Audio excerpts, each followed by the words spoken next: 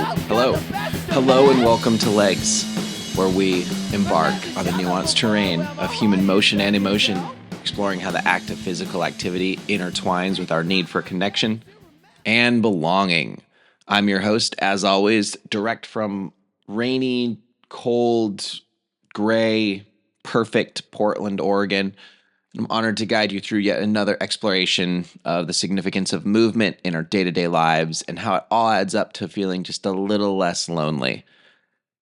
Today, we are going international. I think this is our first, trying to think, our first international conversational pace, maybe? And it's got like an asterisk next to it because who we're talking to today, I think I met her in Portland, or at least like we connected in Portland first. And then she moved across the ocean to New Zealand, where she's been for the last couple months.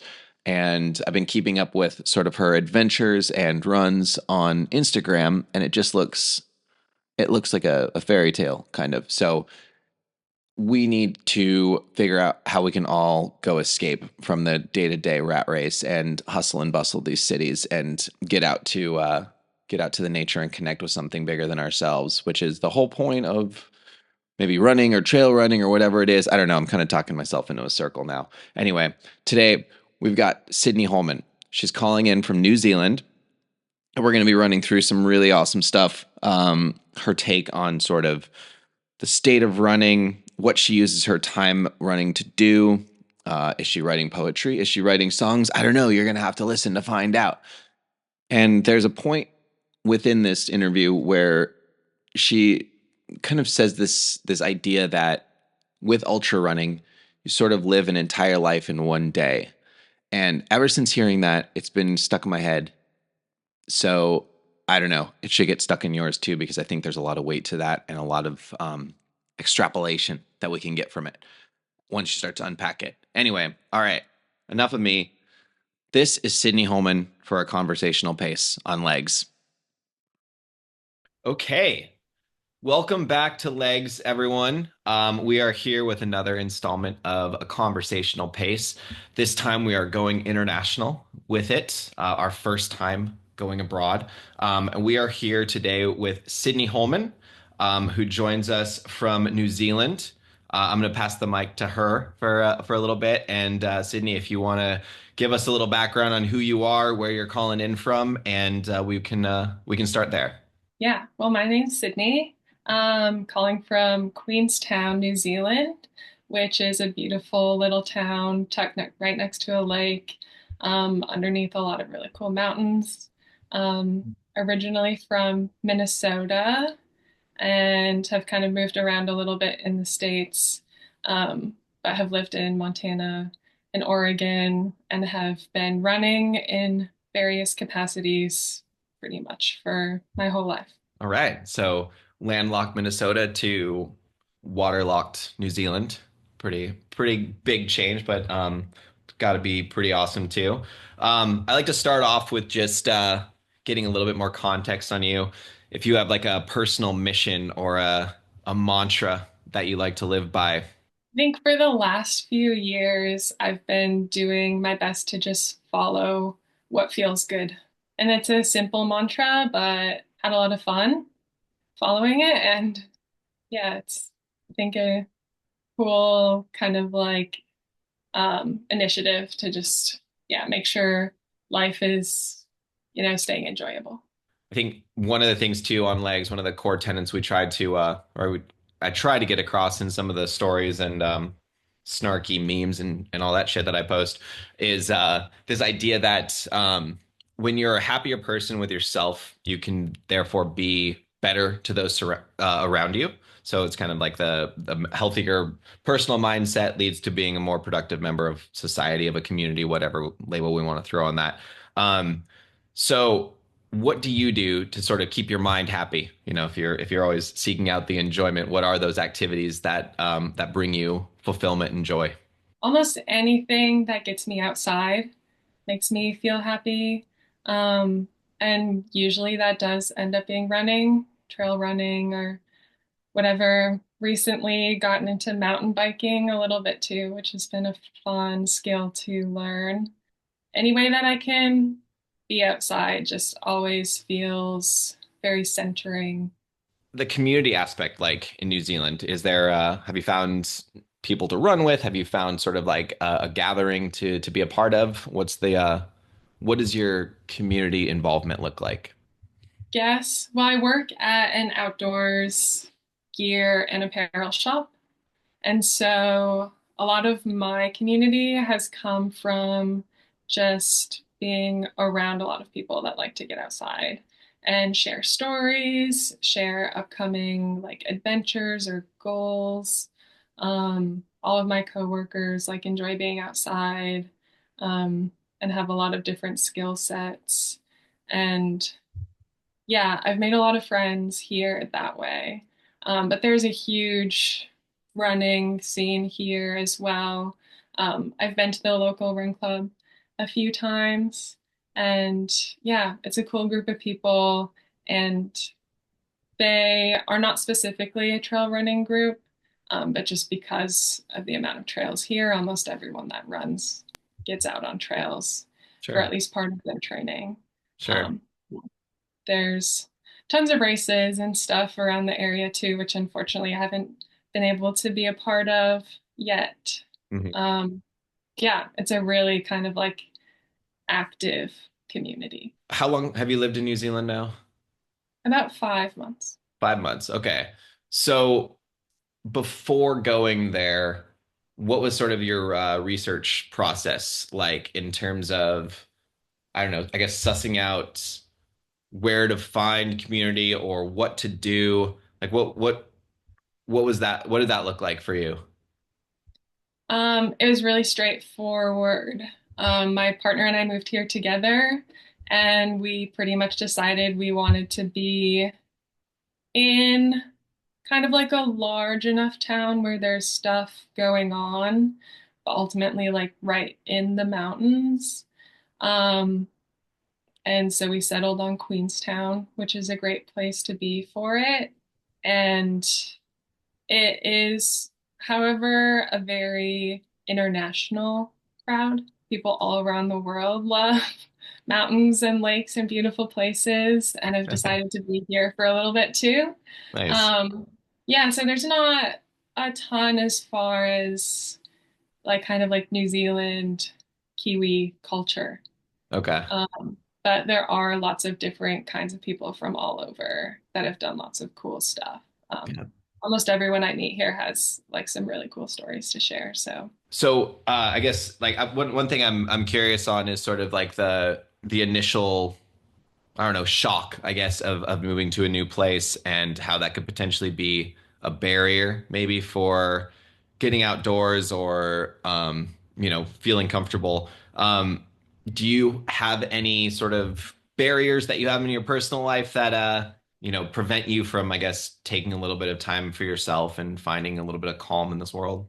myself and a lot of other people might kind of struggle with some internal conflict between like what we want to do and what we feel like we should do. And that can be small things like, oh, I have a pile of laundry sitting in the corner that like I really should do, but it's a beautiful day outside. Like I want to get out for an easy run. Mhm. Or sometimes it's a lot bigger than that. And there are like, big issues in your life that maybe you need to like take some time to address. And so I think running can help facilitate that, but at times it definitely can be a distraction and kind of like running away from things that might need a little more attention. And yeah, moving across the world there are some things that were unexpected about it in terms of like life stress that Mhm. occurs. Well, first of all, they drive on the left side of the road here. And so just like it's simple things, just like navigating all of a sudden become so much less automatic. And you're in a new place where at least everyone here like pretty much speaks English. So it's like, and it's really safe. So it's an easy place to move to, in terms of like those kind of logistical things. But when everything is so new, there's like slightly different cultural norms. yeah, navigating everything in life just becomes less automatic, requires more effort. And so trying to get like a good amount of training in with all of that kind of like background noise, I think the stress adds up on your body and in your mind. It's all connected. Do you find running to be sort of the ultimate reliever of that stress, regardless of where you are? It's that one familiar thing you can reach to. It definitely is. It's something I've been doing for so long now that kind of no matter where I am, getting out on trails feels comfortable, more or less. I mean, you still have to like look new places to find them, but I think I got a little bit excited moving here about all the new trails and I had a lot of free time, so I was running a lot on new trails, kind of just like going on walks, walking around a new town. And on top of all of the extra life stress from moving, I found myself with a bit of an injury. So I think running was definitely a stress reliever at times, but it's good to kind of like keep yourself in check a little bit and make sure the body and mind like feel good. Okay, so I want to back up a little bit and get back into a little bit of the Sydney origin story. Do you remember when and why you first got into running? When I was younger, I was motivated primarily by two things with running, and that was food and spite. Um, I have a twin brother, which is really great. He's a good guy, fun way to grow up, but you get to see very clearly the way the world treats girls and boys differently. Oh, interesting. Yeah. Because they're like growing up right in tandem. And so I always kind of like felt a need to prove myself that, like not only can I like keep up with the boys, but I can beat them. Nice. So pretty early on, like even when like running the mile in like gym class in elementary school, that was like, yeah, my main motivation to run. And then running was something my mom was getting back into at the time. And I think she thought it'd be a nice mother-daughter activity for us to do together.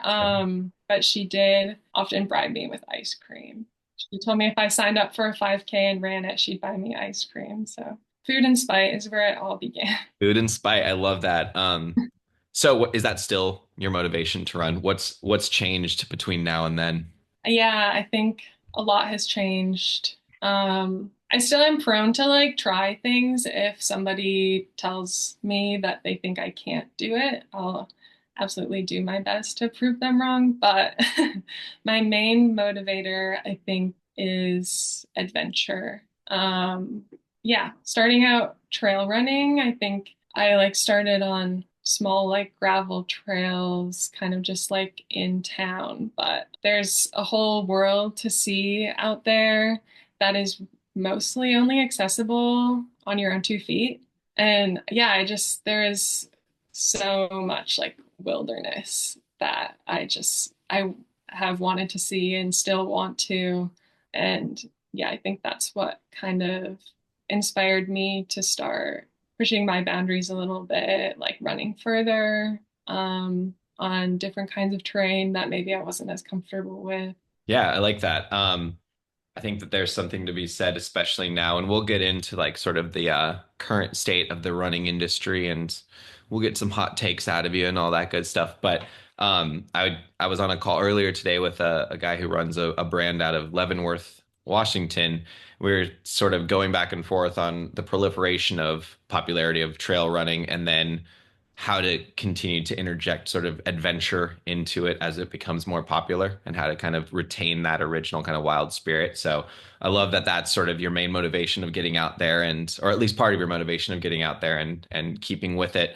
Can you tell us maybe one of the times or maybe one of your favorite runs? Like what's one of the favorite locations you found yourself in or something you came across on a trail or just like a revelation moment you've had on a run that kind of confirms this adventure spirit of yours? Yeah, a few years ago, I started maybe a personal tradition of getting out for like a huge run on my birthday. I've been luckily enough blessed with a lot of friends who are like down to spend my birthday with me that way. Yeah, my first annual birthday run was about a 40-mile route in the Tetons, Oh, the nice. Teton Crest Traverse. Yeah, we woke up at like 3 or 4 a.m., got dropped off at a trailhead by a friend, and just had like an absolute day. Yeah, the Tetons are a stunning mountain range, a very new mountain range, and still growing. Hmm. Um, and yeah, it's cool to see how the landscape changes over the course of 40 miles and kind of like the climax of the run when you like come into like a really nice view of Grand Teton, the Middle Teton, and like kind of like the main attraction. But then along the way, there are all sorts of like beautiful moments, and we saw grizzly bears and moose. And it's hard to like people often say about ultra running, like you live life in a day, and it's just Hmm. like you have all these highs and lows and strong emotions. And Sure. yeah, I think it's maybe slightly an indulgent way to spend your time, but very worthwhile. Yeah, sounds like it. How long did that take you? I don't remember. Probably like 12 hours or Nice. something. Yeah. But that's exactly the point. You don't remember how long it took. You just remember the fact that you did it and the experiences you had, right? Like that's Yeah, I think exactly. that's the case enough for doing it. All right, let's flip it a little bit. What about a time that just sucked, the worst run? Plenty of runs suck. Although even when they do, you rarely like regret it. Yeah, ironically, my most recent run that sucked was my last birthday big run, which I did by myself after a long weekend of more running and hiking. Um, so I was pretty tired. I was on a bit of a time limit because I had to make it. It was in Eastern Oregon, and I had to like drive back to Portland later that night and like Oh make well. it to my job the next morning. Yeah, so I had a time limit. I was in a bit of a rush. I kind of just like sent it for the first half of the run, which was Mhm. all uphill. And I like got to the high point of the route and I was like, I feel like shit. I'm tired. And then I was like, I just have to like struggle through the rest of this. And like, you think it's all going to be cruisy downhill, but when you're already tired, it's not that easy. Absolutely. And I took a wrong turn, so it ended up being a few miles longer than I had Oh, planned. geez. And I was just like stressed about making it back on time. And I wasn't enjoying any of my snacks anymore. So that's a struggle. Yeah, that just the hits just keep coming there. Okay, I want to switch gears a little bit and talk a little bit more about I guess just kind of your take on running today as someone that's been doing it for a while and just want your honest take on running today. I think we've seen such a rise of almost every type of person getting into it in the last 5 years. I think COVID heavy helped with that, but also there's just been a rise of brands of everything. So what is your take on everything? How has it struck you? Mostly, I'm really excited about where the sport's going. I think it has been, I don't know, trending.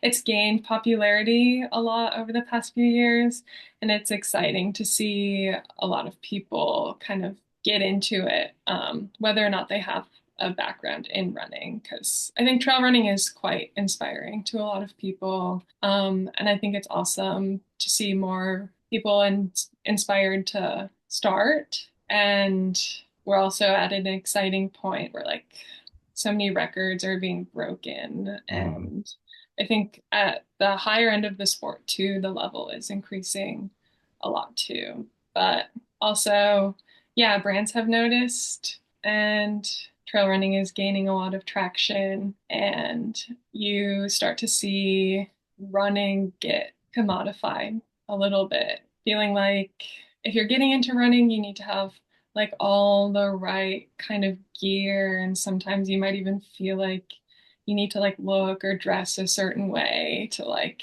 even start, which I guess speaks to like successful marketing from the brands.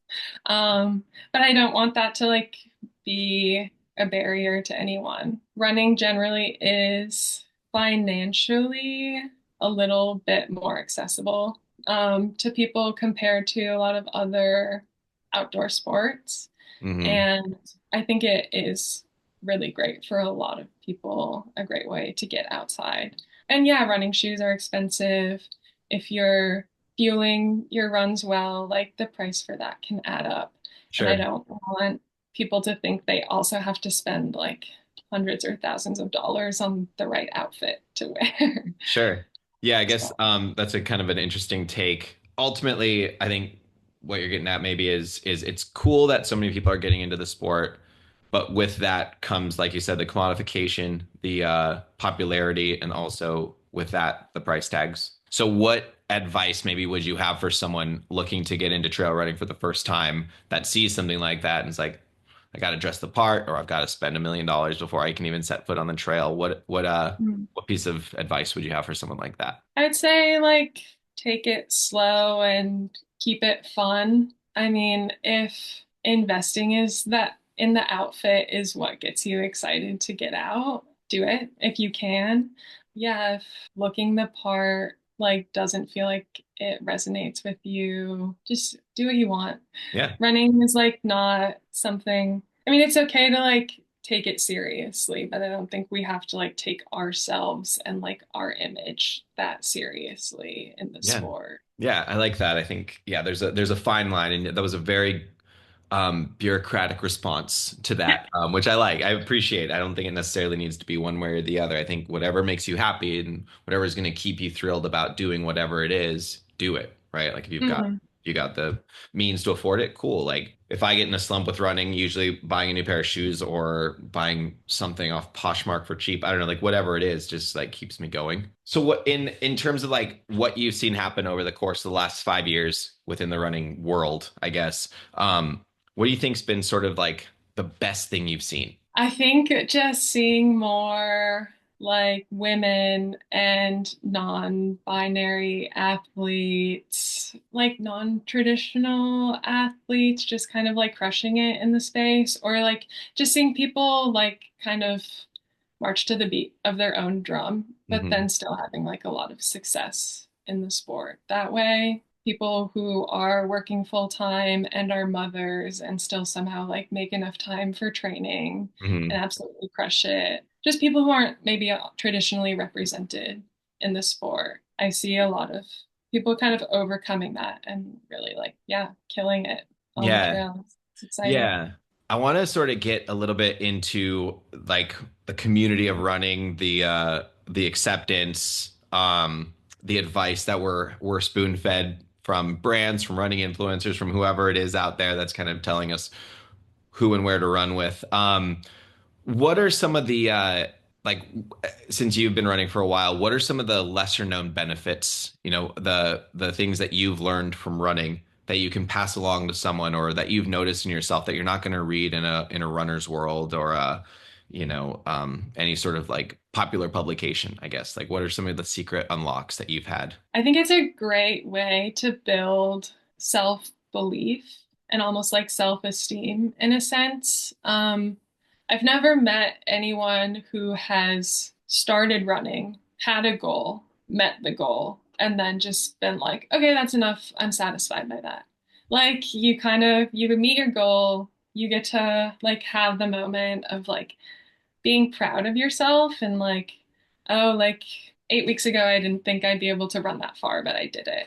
Um, and you get to celebrate that. And then it's addicting. You get to be like, okay, what's next? You know? Yeah, I think for a lot of people, it just like can be really empowering to do things that you never thought you'd be able to do. Running cross country and track in high school, I did at like a somewhat competitive level, but I never saw myself like running even like a marathon distance and like, or like wanting to or being able to even. And now it's something I do on like a somewhat regular basis. And it's inspiring almost to like look back on like what your past self thought you could do and like knowing that you've overcome that and knowing that you can do it again. Over the last 5 years, I think along with the brands and along with the popularity of the sport, we've seen this huge rise of run clubs. And seems like there's one for every skill type, for every personality, for every, I don't know, dating preference, even. There's just a run club. The list goes on and on. What's your take on sort of the rise of these? And yeah, what are your thoughts on it? Yeah, I think it's cool that there are a lot more spaces that feel welcoming to different people to get started with it. Mhm. I personally am not a huge run club person. I mean, it is intimidating to like go to like a whole like group event. Maybe you know a couple people or maybe you don't, but yeah, I like sometimes would end up going to them and just like not really talking to people much the whole time we're Mhm. running. And I don't think that's like, it's not that I'm really introverted. It's just like the larger group setting isn't where I feel like my personality really gets to be expressed. I mean, there are still ways to get involved in the community without going to the run clubs. I think it's great to have them. I like going to them sometimes, but Mhm. I've never been to them consistently enough to consider myself maybe like a member. I like what you just said there about you almost lose your identity or you lose, yeah, I guess you lose that sort of sense of self if you're constantly going to the clubs. And that's one thing that you really kind of grab onto when you run, right? Like it's the moment for you. It's kind of like who, maybe it's not entirely who you are, but it's part of your identity and that's like your time. It's very sacred and very special to you. Yeah. So yeah. I still like to share it with other people. I think I just rely more on like the moments of like individual connection. Um, like if I see someone with a pair of running shoes that I've tried before or Hmm. have, like, hey, like nice shoes, maybe the conversation goes further. Or maybe someone has a t-shirt on from a race and I ask them how it went. And I've made a lot of friends actually that way, just like starting conversations. And it's something that like I just feel a lot more comfortable doing versus like the intimidation of kind of just like the big group. For That the makes, most part, I also, yeah, I run for myself and I like to yeah. share it. I don't need to. There's a lot of things that work out in my head, when I'm running by myself and when I get that chance. I mean, it's nice to sprinkle in the group runs here and there because you can reconnect with people and there's that whole science about how much more likely you are to open up with someone when you're not making eye contact with them. So if you're both just Mm, staring forward, there's a lot more like secrets that get shared because you yeah, don't have to look at someone. Um, yeah, so I guess on that note, like what do you use your time on your runs to do? yeah. It's a mixed bag.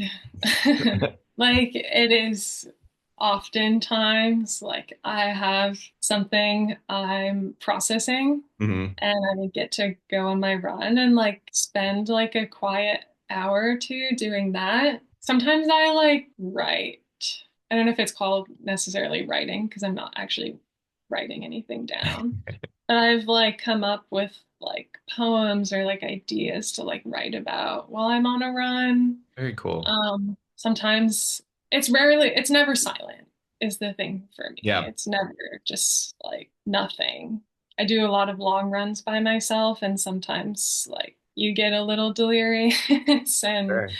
I just start like making up songs, singing them out loud, or even when you're kind of in the flow state, maybe on like a technical downhill, I'm still almost like coaching myself through it.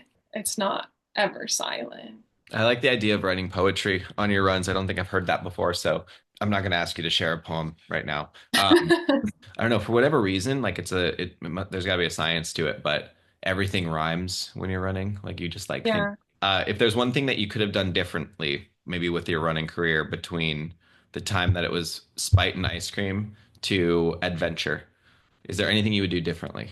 No, not in like a deep philosophical way. I would have probably tried to like eat more during my runs when I first started getting into ultras.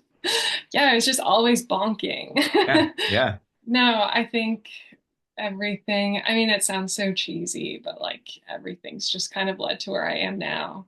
and I'm super happy now. So, I love it. Yeah, yeah. I think that's great. All right, I want to do like a little so we've said goodbye to our past selves for now.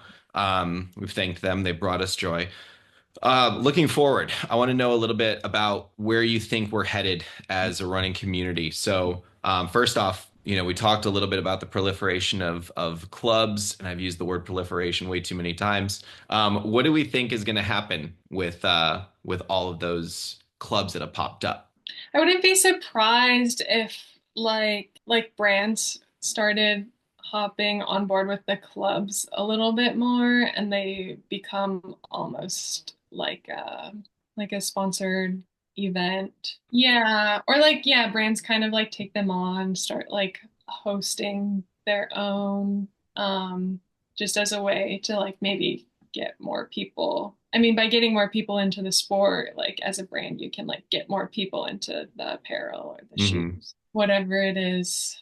But otherwise, like it does seem like any other kind of like exercise internet trend. I wouldn't be surprised if in a few years we see people or the attention maybe like moving on to something else, which is a little bit of a bummer. Can it be kind of a positive too if it's this thing that's special to you? It's like all right, our secret is back almost. Mm. Maybe I'm I don't gatekeeping. know. If Maybe I'm a jerk. I don't think, yeah, I don't think I've reached that point yet with trail running. Maybe if like all the trails are just like overrun with people, Yeah. I might start feeling that way. But yeah, there's plenty of space for everyone so far. What's a hot take? Do you have a hot take on the future of running? Yeah, people need to stop talking about run clubs as like the new hot dating scene. I'm not a fan. It's weird when you go and like you can like kind of tell that someone's like talking to you and a bunch of other people like with almost like that intention. And also when run clubs are just full of like couples and exes and couples that are made up of other people's exes in the group, it makes for like a really weird vibe. It's almost like a 1970s swingers party, but just run club Yeah. version. I've not had that displeasure yet. Portland is probably a big enough town where you can avoid it. Oh yeah, I guess that's true. I don't know though. Like Yeah. I see all that shit. Like there's like dating run clubs in Manhattan that exist. Austin, I've seen one. Like I think I've made fun of plenty of them too on with my memes, but they're very small audiences, so Yeah. I think they If, suck. if they really kind of push that as their thing and everybody's going to run club knowing that that's the deal, that's Hmm. fine. But Oh, I like, see. Yeah. if you're going to like any run club and you're just like, yeah, trying to find my next romantic partner, it's a little weird. Got it. So if it's not the thing, if it's not the lead, then leave it out. But if it is the thing, then at least you know why you're there. You know Right, your place. exactly. Yeah, got it. Everyone Okay. knows why everyone else is there. Yeah. Yeah, good point. Good point. All right. That makes a lot of sense. What is next for you? What's on the horizon? Got any races? Anything, any other international moves? Well, I will be moving back to Portland actually in May. Yeah, New Zealand, unfortunately, is just a temporary stay. It would be great to come back here, maybe permanently at some point. Back to Oregon for the summer, hoping to do or run the Tour de Mont Blanc in kind of like a fast packing fashion sometime in September. Yeah, I'll probably sprinkle in a race or two over the summer, but I'm not sure what yet. Finally, any shout outs? Anyone you want to thank or I don't know, names you want to drop? Yeah, sure. I'll shout out to my partner, Arlen, who is like always so supportive and like will drive an hour to drop me off at a trailhead, hang out for a few hours till I'm done to pick me up, and Mhm. somehow always has like dinner ready at home when I get back. Go Arlen. Um, Yeah. yeah, he's so great. That's great. And just, yeah, my friends back in Portland are like so great. And I'm always thinking about them when I'm out on my runs. They inspire me to do workouts, which I don't like to do. So I can keep up with them when I get back. So, Awesome. yeah, Okay. Well, speaking as a Portlander, we're excited to have you back. And I'm sure thank your you. friends are too. So, Maybe we'll see you on the trails this summer, Forest Park or wherever that might be. And Sydney, thank you so much. This was really great. I'm super glad that we got a chance to chat today. Yeah, this was so much fun. Thank you for Awesome. letting me share a bit of my story. Of course. Yeah. Thank you for sharing it.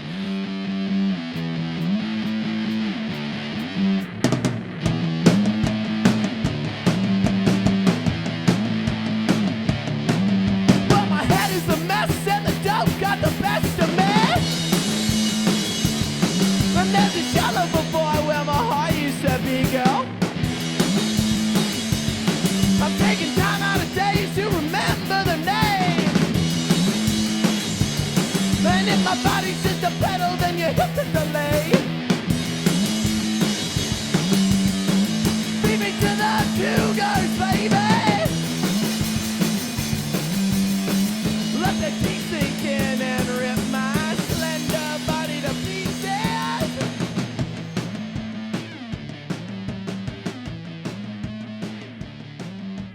I'm a load of shotgun, baby, you're just my bullet.